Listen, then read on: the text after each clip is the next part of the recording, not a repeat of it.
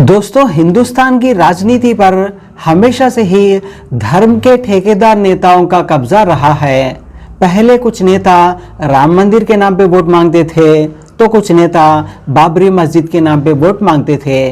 अब वही नेता उनमें से कुछ ज्ञानव्यापी मंदिर को बनाने के नाम पे वोट मांग रहे हैं, तो कुछ नेता ज्ञानव्यापी मस्जिद को बचाने के नाम पे वोट मांग रहे हैं। कुछ नेता हिंदू खतरे में है कहकर हिंदू भाइयों से वोट मांग रहे हैं, तो कुछ नेता मुसलमानों पे जुल्म हो रहा है कहकर मुसलमानों से वोट मांग रहे हैं। लगभग धर्म के ठेकेदार नेताओं की पूरी राजनीति धर्म के इर्द गिर्द ही घूम रही है। वैसे ये बात अच्छी है कि अभी भी कुछ नेता जरूर इस देश में बचे हुए हैं जो अभी तक भी काम की राजनीति कर रहे हैं।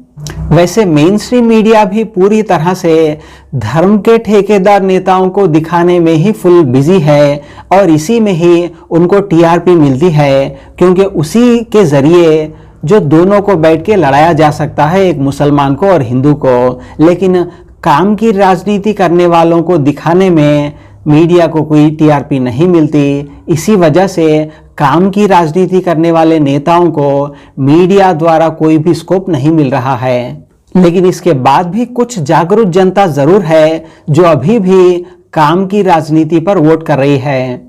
इसी काम की राजनीति के मुद्दे पर अरविंद केजरीवाल ने राजस्थान के असेंबली इलेक्शंस में वोट करने की जनता को अपील की।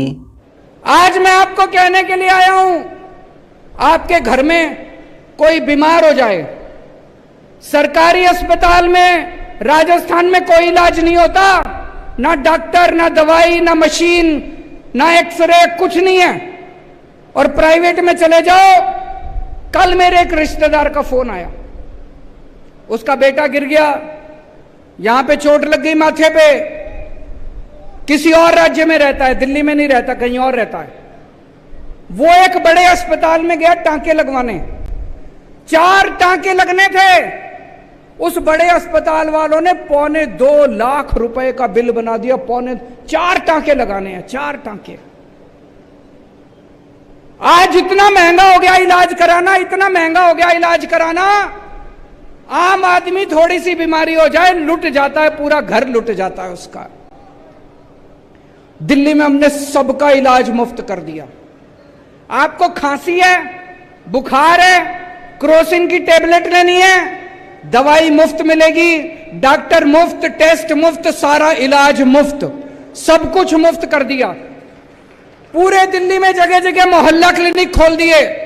सारे दिल्ली के सरकारी अस्पताल एयर कंडीशनड बना दिए, प्राइवेट अस्पतालों से भी ज्यादा अच्छे कर दिए दिल्ली के सरकारी अस्पताल। अब आपको चाहे 10 रुपए की टेबलेट लेनी है वो भी मुफ्त, और 10 लाख रुपए का इलाज कराना है वो भी मुफ्त, सब कुछ मुफ्त कर दिया। अभी मैंने सुना है गहलोत साहब ने इंश्योरेंस चालू करा है। कराए कि नहीं कराए? इंश्योरेंस चालू कराए हैं जी। इंश्योरेंस कब मिलेगा? जब अस्पताल में एडमिट होगे तब मिलेगा।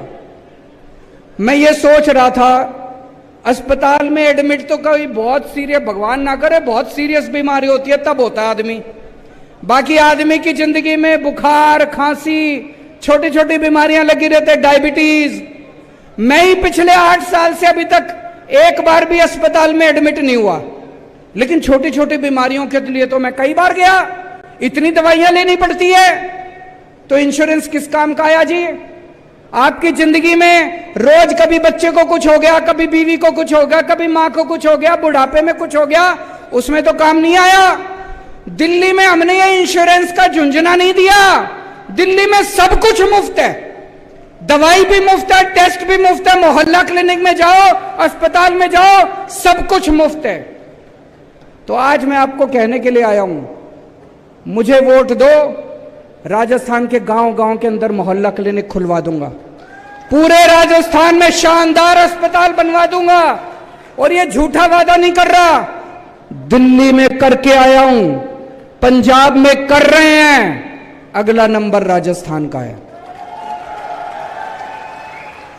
बिल्कुल आपने मेरे दिल की बात बता दी। मजा आया। और मैं ये जो मजा है हिंदुस्तान के हर व्यक्ति को देना चाहता हूं।